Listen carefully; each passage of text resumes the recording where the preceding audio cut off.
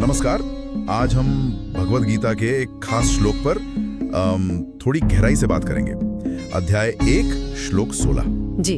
हमारे पास इस पर काफी विश्लेषण है और हम समझना चाहते हैं कि युधिष्ठिर, नकुल और सहदेव के जो शंख थे उनके नाम और उनका महत्व क्या था। ये बहुत दिलचस्प है। देखते हैं कि इन नामों में क्या छिपा है। तो श्लोक है, अनंत विजयम राजा कुंती पुत्रो युधिष्ठिरा नकुलः सहदेवश्च सुघोष मणिपुष्पको। जी बिल्कुल।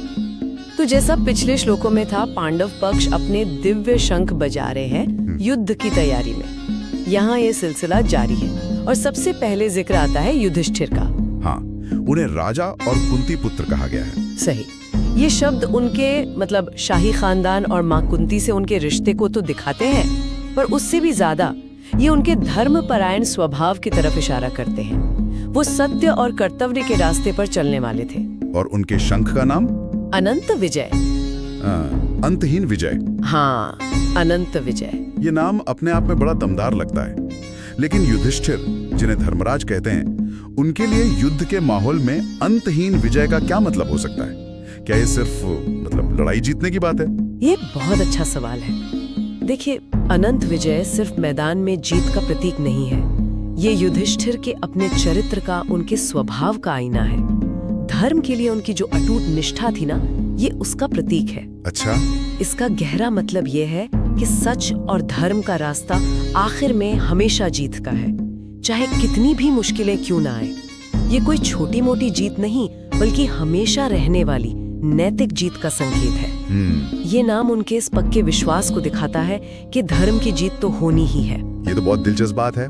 मतलब ये सिर्फ एक ऐलान नहीं, बल्कि एक नैतिक विश्वास की गूंज है। बिल्कुल। अच्छा, युधिष्ठिर के बाद श्लोक में उनके छोटे भाई नकुल और सहदेव का भी नाम है। हाँ, युधिष्ठिर अकेले नहीं थे। उनके छोटे भाई नकुल और सहदेव, जो माद्री के जुड़वा बेटे थे और जिन्हें देवताओं अश्विनी कुमारों का अंश माना जाता है, वो भी तैयार थे। नकुल ने जो शंख बजाया उसका नाम था सुघोष। सुघोष यानी मीठी आवाज या मधुर ध्वनि। युद्ध की वो भयानक माहौल में ये नाम थोड़ा अलग सा लगता है। हाँ, लगता तो है, पर इसका भी एक खास मतलब है। सुघोष नकुल के शांत और क्या कहते हैं, मनमोहक स्वभाव को दिखाता है। वो अपनी सुंदरता और सौम्यता के लिए जाने जाते थे। अच्छा। तो ये नाम शायद इस बात का प्रतीक है कि युद्ध की कठोरता के बीच भी अच्छे गुण और सद्भाव की आवाज जरूरी है। ये सिर्फ शोर नहीं, बल्कि एक ऐसी आवाज है जो मन को अच्छी लगे, शायद धर्म के पक्ष की मधुरता दिखाती हुई। तो जैसे युद्ध के नगाड़ों के बीच एक सुकून देने वाली आवाज। और सहदेव, उनके शंख का नाम क्या था? सहदेव ने बजाया मणि पुष्पक शंख। मणि पुष्पक? हाँ, मणि पुष्पक। इसका मतलब है मणि जड़ा हुआ फूल या रत्न पुष्प। ये नाम सुंदरता और प्रतिभा दोनों का मेल है।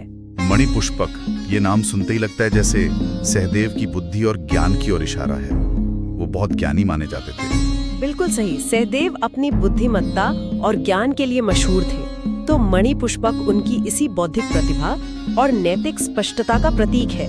ये दिखाता है कि युद्ध सिर्फ ताकत से नहीं, बल्कि समझदारी और सही फैसले लेने की क्षमता से भी लड़ा जाता है। जैसे रत्न चमकता है, वैसे ज्ञान और फूल की तरह निर्मल विवेक।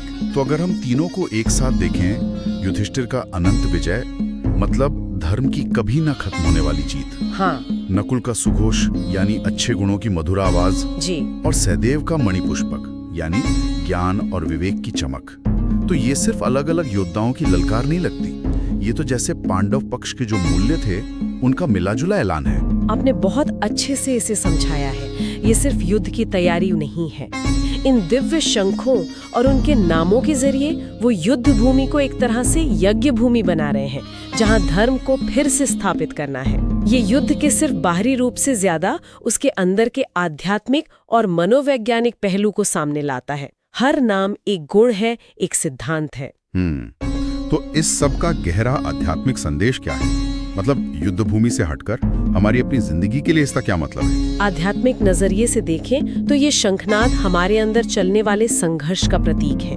हमारा अपना अंदरूनी युद्ध अज्ञान, अहंकार और अधर्म के खिलाफ। अच्छा।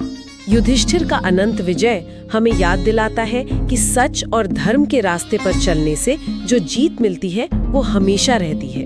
नकुल का सुघोष अंदर की शांति और सद्भाव बनाए रखने का संदेश देता है और सहदेव का मणि पुष्पक हमें अपने विवेक और ज्ञान रूपी मणि को चमकाने की प्रेरणा देता है ताकि हम सही गलत को समझ सकें। तो ये श्लोक हमें एक तरह से याद दिलाता है कि जैसे पांडवों ने किया, हमें भी अपनी जिंदगी के कुरुक्षेत्र में अपने अंदर के गुणों सत्य, शांति, विवेक को जगाना है। अनंत विजय, सुघोष, मणि पुष्पक सिर्फ नाम नहीं बल्कि वो अंदरूनी ताकतें हैं जिन्हें हमें जगाना है। बिल्कुल। और इसी सोच के साथ सुनने वालों के लिए एक सवाल छोड़ जाते हैं। ये जो प्रतीक हैं, अनंत विजय, मधुर ध्वनि, रत्न पुष्प, ये आज की भागदौड़ वाली जिंदगी में हमारे अपने नैतिक और आध्यात्मिक संघर्षों का सामना करने में कैसे मदद कर सकते हैं? कैसे हम अपने अंदर के युधिष्ठिर, नकुल और सहदेव को जगाकर अपनी जिंदगी के धर्म युद्ध में जीत हासिल कर सकते हैं? इस पर सोचा जा सकता है।